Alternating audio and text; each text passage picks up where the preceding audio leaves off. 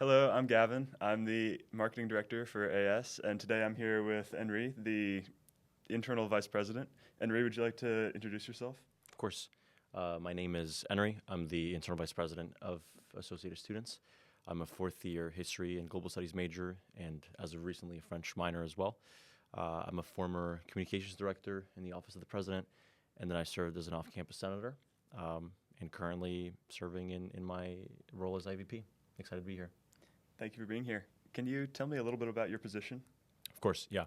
So the internal vice president is one of the 5 executive roles, but it's a little unique in that it also presides over the legislative branch, kind of as it works at the federal level, and that includes chairing meetings, Senate meetings regularly, those which happen on Wednesdays at 6:30 p.m., and appointing senators to committee positions and this kind of thing.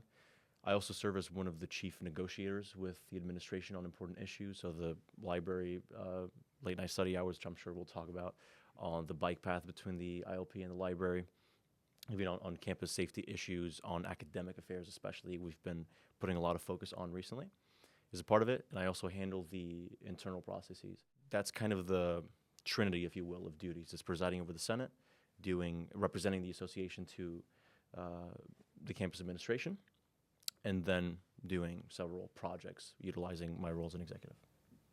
Very cool. Yeah, that's a good way to put it, the Trinity. What made you want to join Associated Students, and why did you want to become the internal vice president? Yeah, so initially I was not exactly the student government type in high school. I've always been interested in history and politics and the like. I was decently involved in housing in high school. And I think that was a key motivator. My second year was involved in the office of the president, and getting to see how it works at the executive level was actually really useful. And from there, built some knowledge of how the association works, ran for Senate. And from there, I think I built both the experience, even with things like Robert's rules, the little things you have to get down, but also built the platform, the things I most cared about, which are housing, campus infrastructure, access to funding for RCOs and other organizations on campus. And it seemed like these things I was really passionate about, and increasingly so from speaking with students. The best way to accomplish that was as internal vice president, because you preside over the Senate, which is not only the chief legislative institution and has the ability to change the internal structure, how the association engages with student body, but it has what we call the power of the purse at the federal level. It's about a $19 million budget overall, which includes pass-through fees, those which go to other campus departments, and about $9 million in students' hands directly throughout the association. And of course, the Senate helps allocate much of that. And that's what we're trying to do, make the most in concrete, tangible services out of the money and the resources we've been given. You talk about some of your accomplishments, like the bike path, the library. What are some of the accomplishments that you've achieved so far?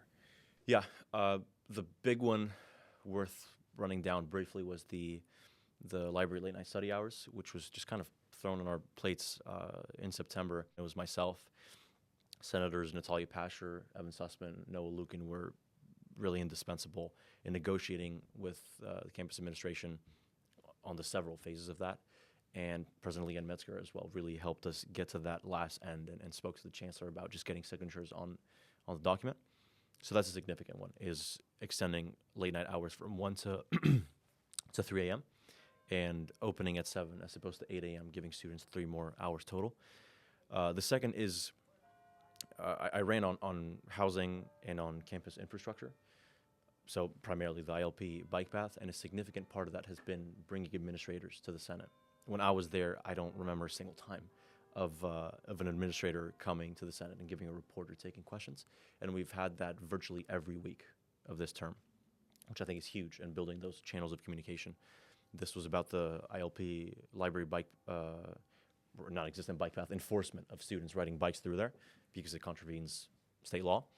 And we used that momentum to make the case very clearly that the only way out of this is if we have a bike path accessible to students.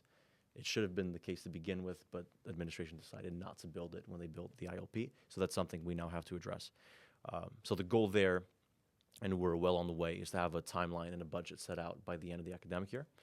And we've also made concrete progress on the projects we're working on as an office. One of them is what we're calling the Ivy Green Project in collaboration with the External Vice President for Local Affairs Office and the Edible Campus Program, which will essentially be a half a quarter long workshop starting winter quarter, where students will come in, learn how to plant, have their own designated, plant bed and all the rest of the equipment you need. And they will also be able to bring that back to their own homes in IV. So that accomplished a few objectives at once. It gives students a lifelong skill in planting, which I don't have. I very much am excited to be there and acquire that myself. Second, it helps in the issue of food insecurity, which has always been a problem on college campuses, but especially now with federal cuts. And it also helps beautify Isla Vista a little bit. I think that's the sort of paradox a lot of us live in, is that it's just this naturally stunning place while some of its infrastructure is completely falling apart. So we're trying to tackle all of those at once. It sounds like you've accomplished a lot and are planning on accomplishing a lot Trying. more. What's your proudest AS accomplishment? I would put two of them on the same, or at least a similar boat. The first is two resolutions we passed last year on the San Benito and Ocean Road housing projects. On San Benito, as an RCO leader, actually, I wasn't even in AS by this point. I was part of conversations with the architects behind the project because, of course, that replaced the Munger Hall, which was a disaster not only architecturally but also in terms of getting the message out to students and receiving student feedback. And I'm very glad to report that it was a very different case for Ocean Road. Both the administration and the architects who were leading the project had a very different approach to that and included us in every step of the process. So sort of congratulating the administration on taking a better path on this and encouraging them to maintain that same approach. On the Ocean Road project, it's significantly different. We still don't really know what's going on there. The old model of a private and university partnership kind of fell out, and we don't know what's going to replace it. So my deputy chief of staff, Casey Carnow, who's sort of the housing czar in my office, is pursuing that trail, and it's part of the campaign goals we ran on, that we want that to be both the budget and the timeline to be clear to all students by the end of the year, both on the more successful San Benito project and Ocean Road. And of course, there's East Campus going on as well, which is a little further down the line. But again, Casey will be a part of what's called the mitigation group there as well. And we will be, the main point of the accomplishment is that it's gotten the association much more deeply involved with the housing construction process on campus, whereas we didn't really have any representation. Even with a calamity like Munger, it took years for students to really build up the resistance. And we want to make our voices much more preeminent. And the second one that I would highlight, and not so much an accomplishment as something that is ongoing, but we've made a lot of progress on recently, is what we call the Michael Ma project. And it's named after a dear friend of mine who passed away earlier this year, but he brought the idea to me when we were freshmen. He was a really incredible economics student. He explained to me Bloomberg terminals, both how useful they are to students and how not having them really decreases the competitiveness of UCSB vis-a-vis other UC and other top schools. It's a software and platform which allows sophisticated trading data, and this is not just the S&P 500, but it could be cotton prices in the Horn of Africa, it could be oil prices in Saudi Arabia and all the rest of it. And it allows students the opportunity to build that expertise and to know what's going on in worldwide markets.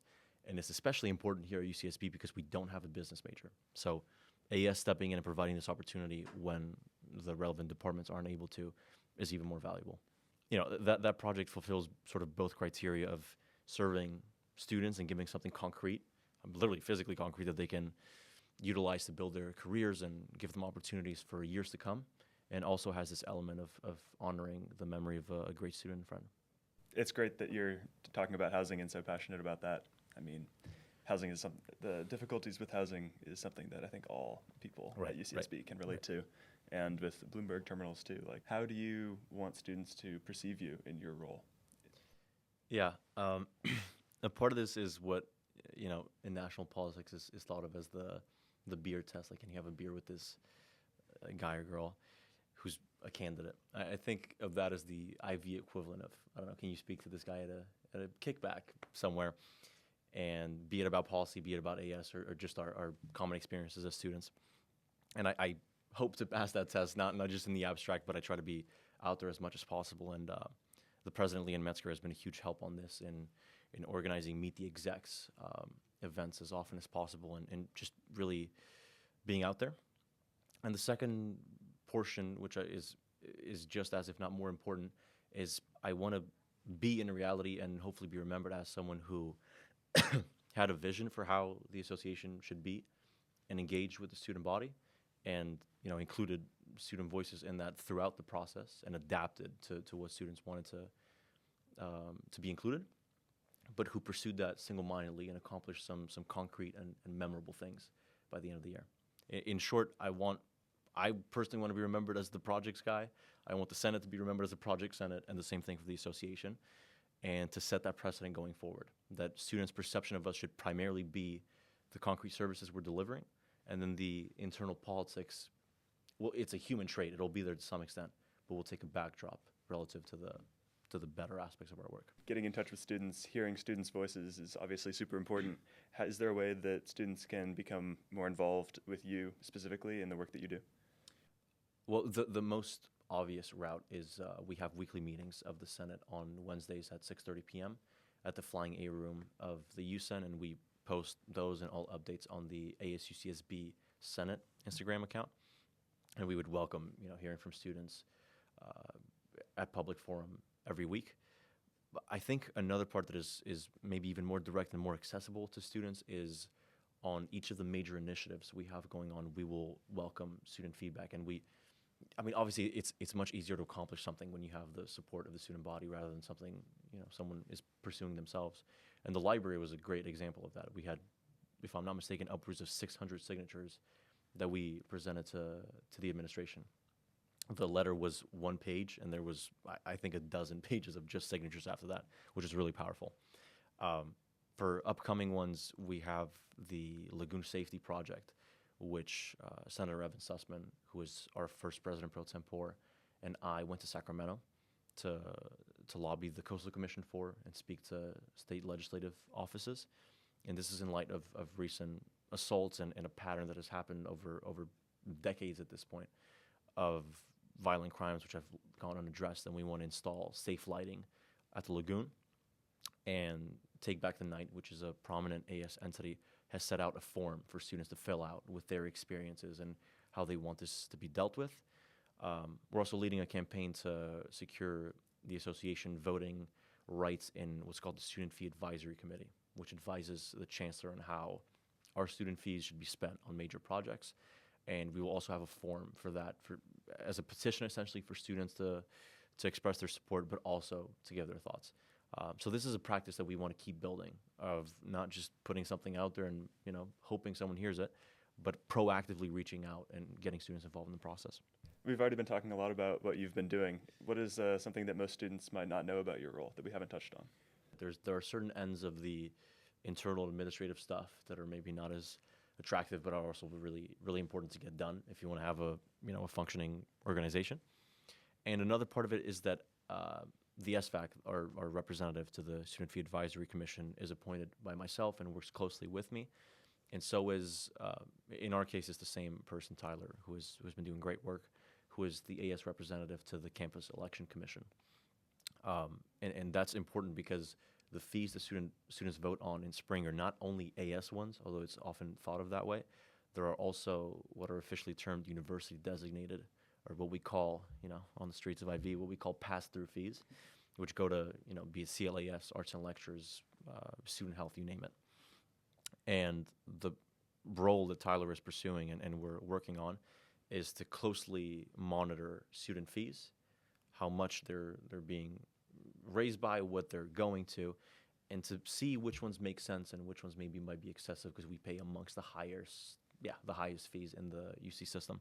So that's a part that I would want students to be cognizant of, that it's not, our role does not end at the boundary of AS Main. It stretches into other ends of campus, and taking care of students and seeing where their fees go to matters throughout. What is something in your role as IVP that you find challenging or have had to overcome? within the association, there are obviously difficulties and processes take a long time, but this is especially true in negotiating with the campus administration. You can be working on a project that is the completion date on could be several months in the future, or the really structural changes could be years in the future. You don't even experience the actual change. So I think that's a part of just maturing, really, that you understand that you might be putting X amount of hours per week on this, and if you don't see an end result on it at the end of the month, it doesn't mean that it's not worth pursuing. It means that it's a difficult thing to do. And sometimes it's the other way around, that if it's really difficult, it actually might be even worth more than what is relatively easier. How does your experience in Associated Students kind of work into what you want to do after you graduate? The association has really taught me some life lessons. And I want to go into public service. The route I want to pursue has to do with diplomacy and national security, and preventing conflicts or lessening the impact they have on civilians is the focus of my research currently. And I want to sort of incorporate the two, my experience in public service and what I'm academically and professionally interested in. It is real governance in certain ways, in teaching you how groups of people, especially hierarchies and complex structures, work with one another, where conflicts begin, and when you intervene, for example, what a leader is supposed to be doing, what works and what does not. But that's something that I found really valuable, and I'm glad I did in my undergraduate experience, because I feel more prepared going into the professional world with it. What is an issue that you're really passionate about addressing? I know maybe we've touched on this already, but yeah, I have to go back to the housing question. I immigrated here to California from Albania when I was 11, which is one of the least wealthy countries in Europe. It has disadvantages in 1,000 ways, but something that was just unimaginable to me was unsheltered homelessness, because it's a different social structure. Families are much more tight knit and all the rest of it. It just doesn't really happen. So when I came to California, and I still think of it as the land of dreams, and where everything can come to fruition with some luck and if you do things the right way. It was rather shocking to me that this is something that is sort of commonly accepted. So I've been involved in that kind of thing since high school, and have remained involved even outside of student government. I'm part of what's called the Student Homes Coalition, which advocates for student housing throughout the state. And I think it'll be a pretty prominent part of what I do after graduating here is trying to address that problem, one policy and one concrete way of getting involved at a time. So that would probably be the sort of main thing that's on my mind. I'm also increasingly interested in the question of public safety, as we spoke about with the lagoon question. I mean, it's in this case, the Coastal Commission's charge is protecting coastal access, which is an understandable goal, and not even touching on the housing element of it. If we speak to the lagoon area here, if you have an area in which students are tangibly unsafe by the coast, that is by definition a sort of a coastal access issue. And I'm thinking of this more broadly, of how can we expect students to thrive on campus and us to have a successful presence on it if there's certain areas of campus where students don't feel they can walk by. So those are the two main things that I'm thinking about currently. What kind of legacy do you hope to leave behind after you complete this term? Yeah, I think a part of it is connected to what we spoke about earlier, of really concrete projects. And it might be good to give some examples of what's called a high impact project, a proposal that we just passed. It's called Genco, and is essentially provides free laundry sheets for students. We're beginning at residence halls, and we're probably going to expand to more publicly available buildings like the USEN. And that will have a concrete presence on campus that says provided by associated students, and just makes your life easier. I mean, the housing project and the bike path don't need to be explained how sort of physical they are. Another one is bringing in study pods in publicly accessible areas, the AS main building, even at the USEN, where students can get a concrete use out of that, being advertised as an associated students service. So that's one part of it. I want people to be able to tangibly look back at this year and say, okay, X, Y, and Z was contributed then, and this is how we built off of that, right? Because I think there's a human instinct of, everything fell apart after me, so that shows I'm great. And it's actually the opposite. You've only done a good job if things are continuing to succeed after you're long gone. And I think that applies to our year as a generation. And the second part would have to be, I want to be remembered as a student and as a leader who treated others with the dignity they deserve. I think that's been a huge part in disincentivizing people from getting involved with the association in the first place, is feeling like they're perceived as part of a group rather than an individual, or these hyper-polarized conversations where people are attacking the person, not the idea on the table. And I think that's something we've been hugely successful in turning the page on, is a much more cohesive and just friendly Senate, and one which is focused on the projects and legislation at hand and not necessarily attacking each other. How would you say that you'd be able to measure the success of these initiatives, these things that you're working on, as in terms of your legacy? We don't have, New York Times, Siena polls or anything like this where you can measure approval rates or anything like that, although I think that would be really cool to see on campus. So in lieu of that, you have to seek out students' opinions, and not just, your friends or close ones, because there's a pretty inherent bias in that sample population. Something that represents this very well to me is in the social media push after the library late night study extensions were announced. And there were some comments, maybe trolling a little bit, understandably, I get it. There were some saying, this is still not 24/7, and some people on our end tried to explain that, that was not on the table, and we got the best option we could. We wanted to provide something to students in the meanwhile. And then there was one from a student I didn't know, which simply said, "Thank you," ! And with sort of a prayer emoji at the end, which is often, like a thank you symbol. And it just hit me in the moment. It was at the end of a very, very long day, I think, after Senate. And I was like, okay, this is it. This is why you do it, and this is the indication that you're going in a successful direction or not. You're students who wouldn't otherwise know you, but you've tangibly impacted their lives. And of course, it's a question of how you measure that, and I think we got to be on campus physically a lot more often, but that's what matters the most to me, is have we made someone's experience on campus easier than it otherwise would be. Well, that's all the questions I have for you today. But thank you for being on this interview. It's been great to get to know a little bit more about your role and the work that you're doing.